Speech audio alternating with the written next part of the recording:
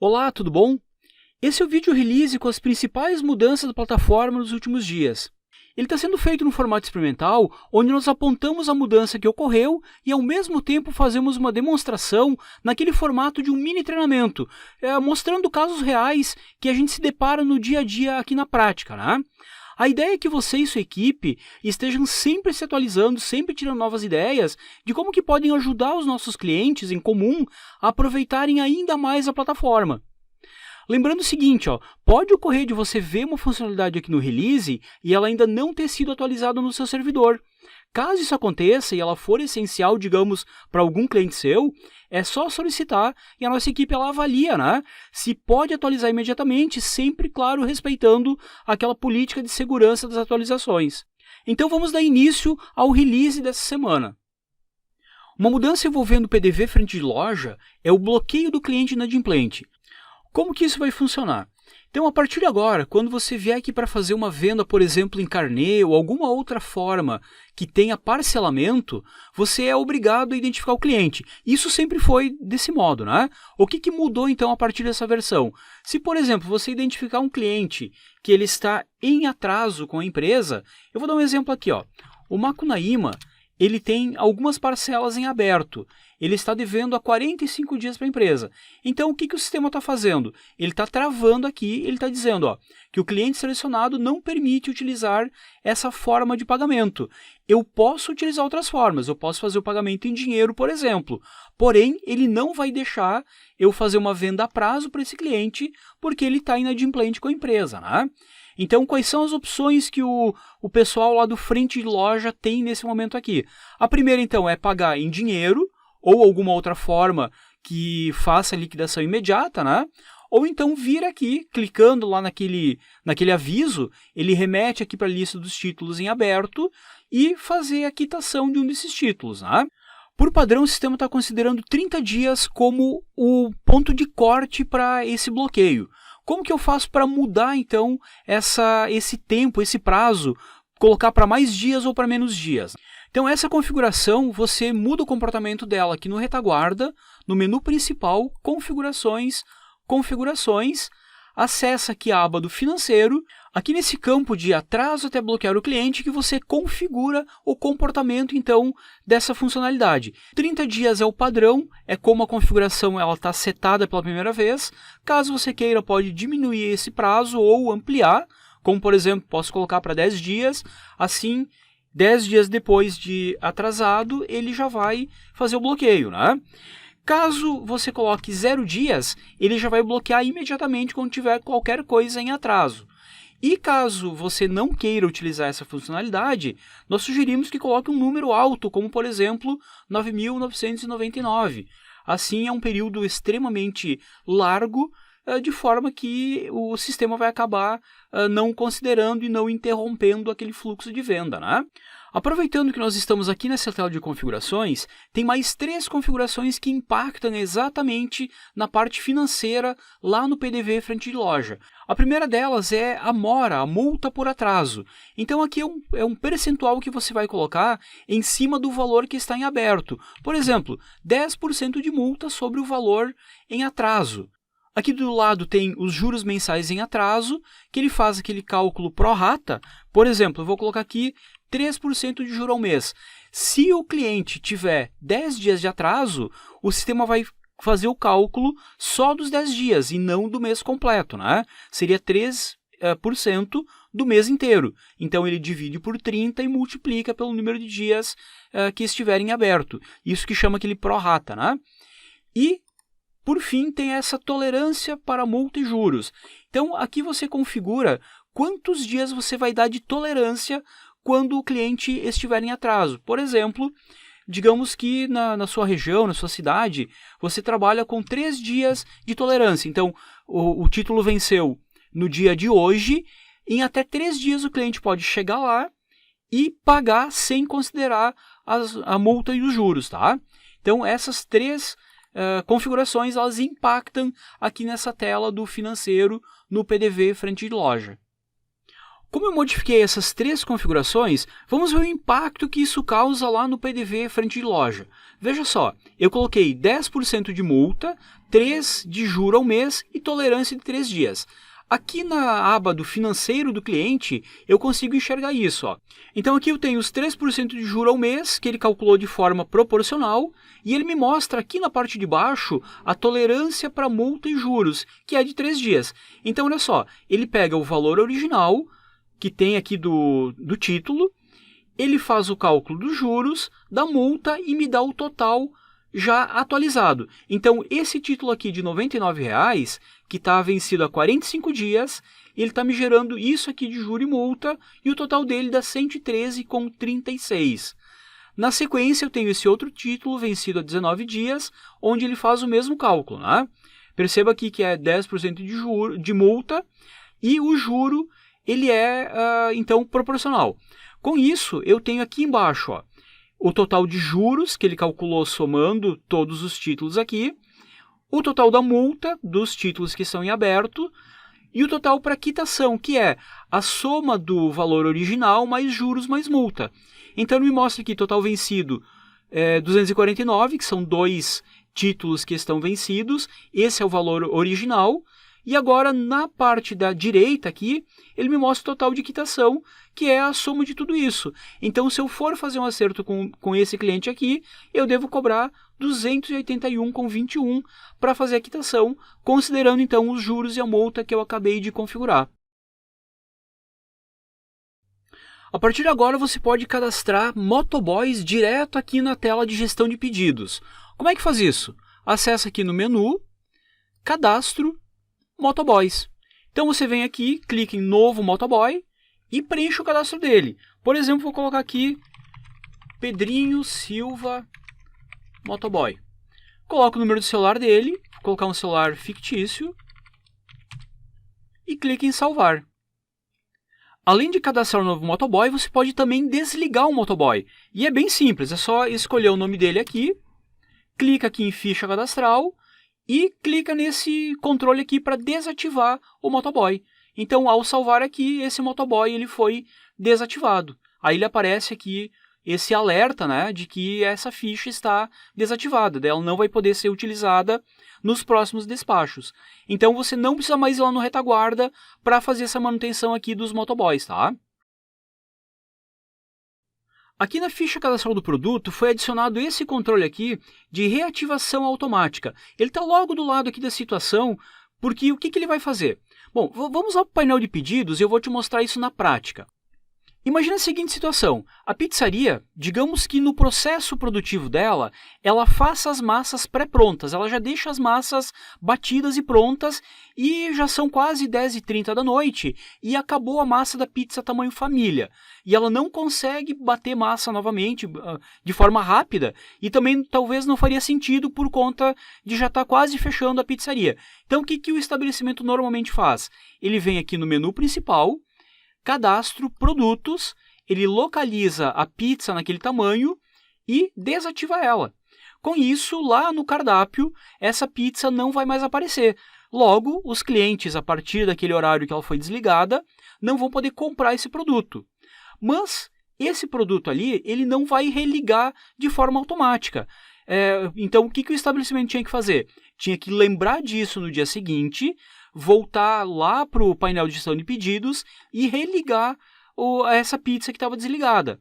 Com essa opção ligada, às 13h30 da madrugada, a plataforma automaticamente vai vir aqui e vai trocar a situação do produto para ativado. Assim, a partir das 13h30 da manhã, já vai estar liberado de novo esse produto e a pizzaria não tem que se preocupar se está ou não ligado aquele item. Né? Ele vai iniciar a jornada dele com o item já ligado como ele gostaria que fosse. Né?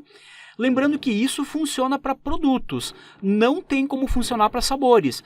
Por exemplo, acabou o salmão. Quando acaba um sabor, a pizzaria pode vir aqui na carta de sabores, né? Na lista de sabores, escolher então salmão, no caso não tem aqui, devo ter camarão.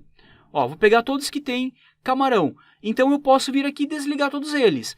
o sistema não vai ligar os sabores automáticos, porque nós não temos como assumir que no dia seguinte você vai conseguir repor estoque. Então, esse religamento, ele acontece no nível do produto e não nos ingredientes, tá? É bom esclarecer porque muitas vezes a pizzaria acaba se atrapalhando e ela vem e desliga achando que o sabor vai religar automático. Não tem como, porque a gente não tem como prever se realmente no dia seguinte vai estar o estoque reposto, né? Tivemos algumas melhorias também na tela de gestão de bairros. Essa tela fica aqui no menu principal, Cadastro, Gestão de Bairros. Talvez essa tela seja novidade para você, então vale a pena investirmos um tempinho aqui para explorar um pouco as funcionalidades que tem nela. A primeira funcionalidade é você saber quantos clientes tem em cada bairro. Então, por exemplo, aqui no Água Verde eu tenho 4 clientes. Caso você clique aqui nesse botão azul, ele vai abrir uma nova tela com o relatório desses clientes. Então eu sei que eu tenho a Alessandra, Andréia, Lucas e o Marcos Araújo no bairro Água Verde.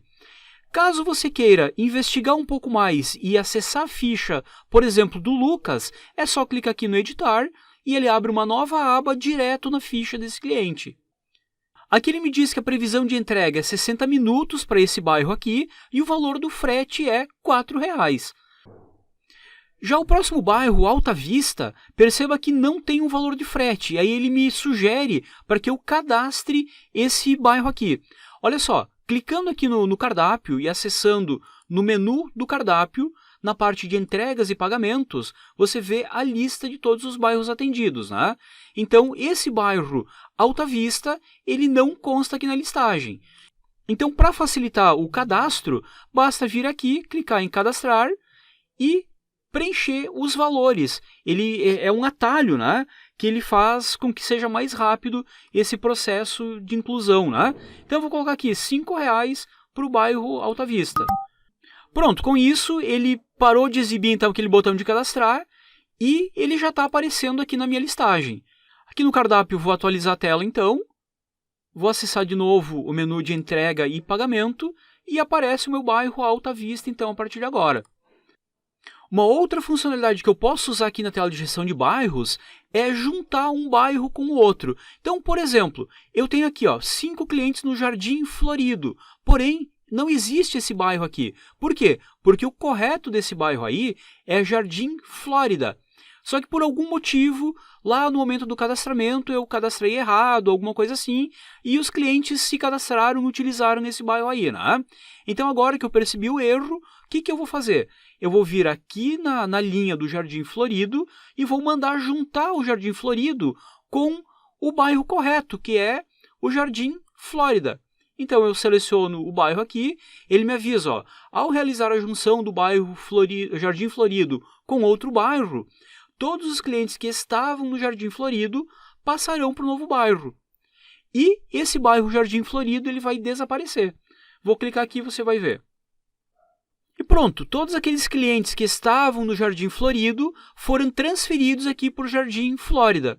Clicando aqui no botão, ele vai me exibir então todos esses clientes, agora então no seu bairro correto. Agora eu quero te mostrar a funcionalidade desse botão de desativar endereços. Mas antes disso, eu quero fazer um exercício com você que ocorre muitas vezes com o cardápio em andamento, né? Onde o cliente, o dono aqui da Salsicha Lanches, ele liga para você e pede assim, olha, a partir de agora eu quero dividir o meu bairro Água Verde em 2. Eu quero Água Verde até a ponte, eu quero passar de 4 para 5, e Água Verde depois da ponte, eu vou passar ele para R$ 8,00.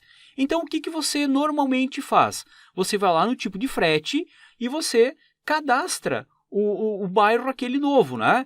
Então vamos colocar aqui, Água Verde até a ponte. Então você vai colocar R$ 5,00 para o Água Verde até a ponte. E aí vai adicionar um novo bairro chamado Água Verde depois da ponte. Essa divisão do bairro, usando pontos de referência e cobrando valores distintos, ela é bastante comum em bairros muito extensos. Imagina uma cidade do interior onde você tem um bairro chamado, por exemplo, Rui Barbosa. E aí esse bairro ali, vamos dizer que ele tem 10 quilômetros de extensão. Então, se o estabelecimento cobrar R$ 8,00 por uma tele para aquela pessoa que está no começo do bairro, talvez fique um valor muito caro. Já se ele cobrar os mesmos R$ 8,00 para aquele cliente que está lá na ponta, ou seja, que está 10 quilômetros longe daquele primeiro, mas ainda no Rui Barbosa, talvez fique muito barato e aí vai dar, não vai ser justo com o motoboy. Então talvez você tenha que dividir usando pontos de referência do próprio bairro, né? Então é comum você encontrar bairros do tipo, até a ponte é um valor, depois a ponte é outro, ou então até a avenida tal é um valor, depois da avenida é outro, ou até o cemitério, até o campinho, coisas do gênero, né? Isso são pontos de referência que o pessoal daquele bairro vai se entender, tá? Mas então, continuando aqui, digamos que você já cadastrou esses 2 bairros ali, né? O que você vai fazer agora? Você vai pegar o Água Verde, aquele comum que tinha antes, e você vai deletar ele, porque você não quer mais exibir ele para o cliente, né? Então vamos ver aqui na tabela de fretes do cardápio. Vou acessar aqui no menu, eu acabei de atualizar a tela, vou acessar aqui no menu principal, entrega e pagamentos. Eu tenho agora Água Verde até a ponte e Água Verde depois da ponte. Mas, onde é que está o problema disso? Olha só o que vai acontecer. Eu tenho 4 clientes que estão no bairro Água Verde. E agora ele não me mostra mais valor aqui, mas ele pede para eu cadastrar. Só que eu não quero cadastrar, porque eu fiz essa divisão. Mas vamos prosseguir aqui. Digamos que um desses clientes aqui, ele faça a compra. Vamos fazer esse teste aqui, ó. Eu tenho esse telefone fictício, que é da Alessandra Alves, né? Vou fazer uma compra aqui para ela. Vamos ver o que vai acontecer. Vou comprar esse lanche aqui, vou concluir, coloquei o telefone dela, identificou a Alessandra, e eu vou pedir uma teleentrega. Ele já carregou aqui o endereço dela, que ficava no Água Verde, mas ele está colocando R$19,99.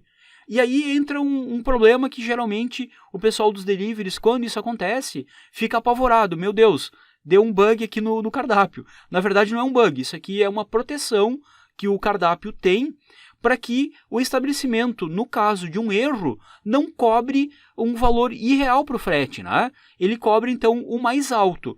Aí, o que acontece? Por que ele pegou R$19,99? Aqui nas teleentregas, eu acabei de organizar aqui por valor, eu tenho um bairro chamado Jardim Antares, que é R$19,99. Então, por fallback, por proteção, como ele não encontrou um frete, ele vai cobrar o maior valor que tiver naquele tipo de frete. Então, lá na teleentrega, o maior era R$19,99. Bom, para resolver isso, você tem 3 alternativas. A primeira delas é você unir esse bairro aqui, esse Água Verde, com algum daqueles outros 2 que nós cadastramos. O problema desse caso aqui é que eu não sei se cada um desses clientes em que local ele está, né? Eu não conheço o bairro. Então, se eu jogar todos eles naquele Água Verde antes da ponte, ou no depois da ponte, qualquer uma das duas eu vou estar errando, né? A outra forma de resolver é eu acessar cada um desses cadastros aqui, junto com alguém que conhece o bairro, ou acessando o mapa e olhando, né? E aí eu vou lá e altero lá na ficha, lá no retaguarda, e eu jogo ele para o bairro correto, né?